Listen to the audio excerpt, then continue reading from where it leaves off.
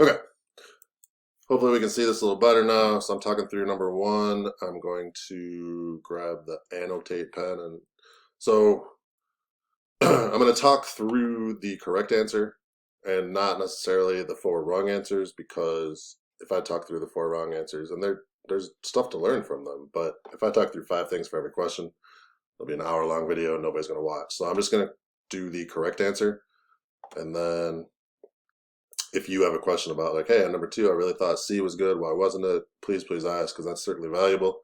I'm just trying to make as many people, get as many people to watch the video as possible. Okay, so number 1 is B, and let me talk through why. So because students self-selected while they eat in the cafeteria, if you're doing an experiment, it has to be random. You have to randomly assign who goes into what group, so we don't have any bias or something that's coming out unfairly. And the issue here is if I self-select that I'm going to eat in the cafeteria, I probably like to eat in the cafeteria. So you're going to a place where you know people like to eat the food and you're asking them their opinion on the food. And that is not random, that is not unbiased, that's not a true result. So that's not good. So the sampling method might be biased. All biased means is something that's coming out where it's not a fair and true result. And this would not be, because like we talked about, we're only asking people that went to the cafeteria, and you're more likely to like the cafeteria food if you went to the cafeteria. And then the sample might not be representative. Well, that's the problem. So these are all kind of saying the same thing, just in different ways. This is the problem. The people that eat at the cafeteria are not a random, true, fair representation of all of the students in the school. All right. Scrolling down to number 2. Learn how to annotate. This is amazing stuff. Okay, bank surveyed all 60 of its employees. Well, first of all, if you asked everybody, where it says all 60, that's really not a survey anymore. That's a census. They did a census in the United States in 2020. That's asking every single person what they think. And the typical reason for statistics is to ask a small group of people what they think, get a percentage, get some information, whatever, and then apply that to a larger group. So like I just had with you guys in the poll, what percent of people think we're going to be back in school next week?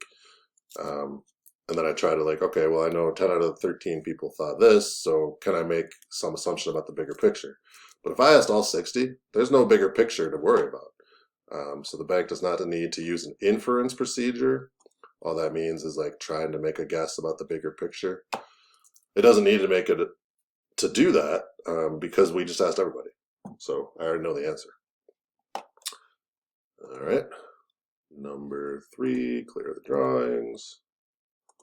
Yes. Okay. Which of the following distinguishes an observational study from a randomized experiment? So I'm going to just quickly double check that I have the right answer.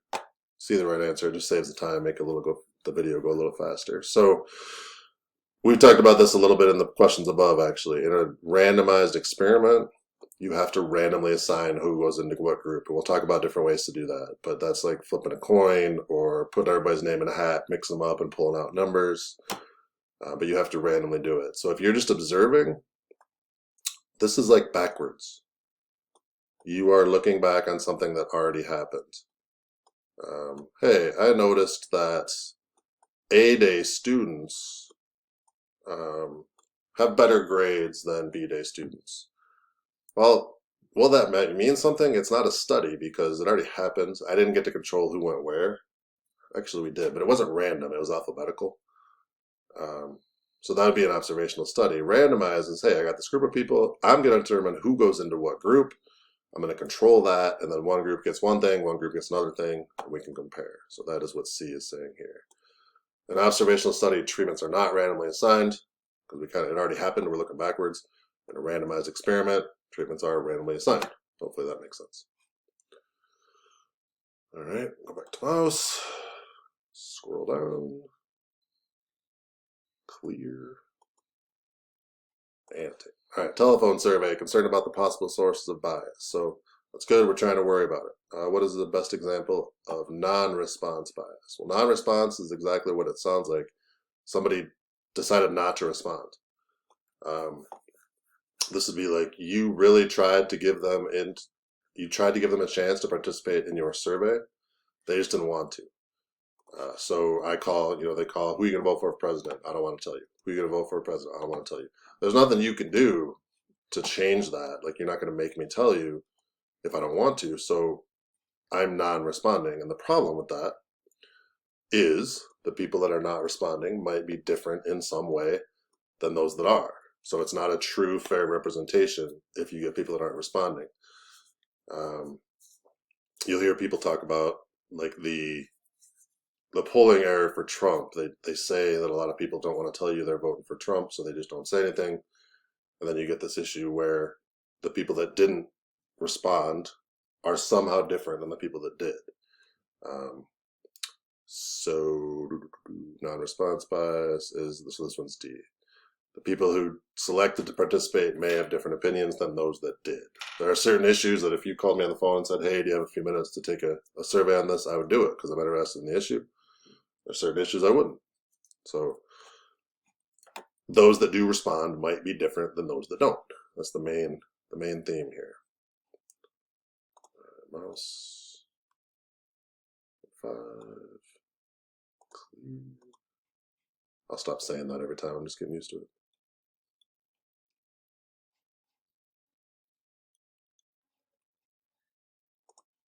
Okay. In design of a survey, which of the following explains how to minimize response bias? So what's response bias? Response is anything that changes your response based on the way the question was presented to you. And that could be who is asking you. It could be who is watching you while you respond. It could be the wording of the question.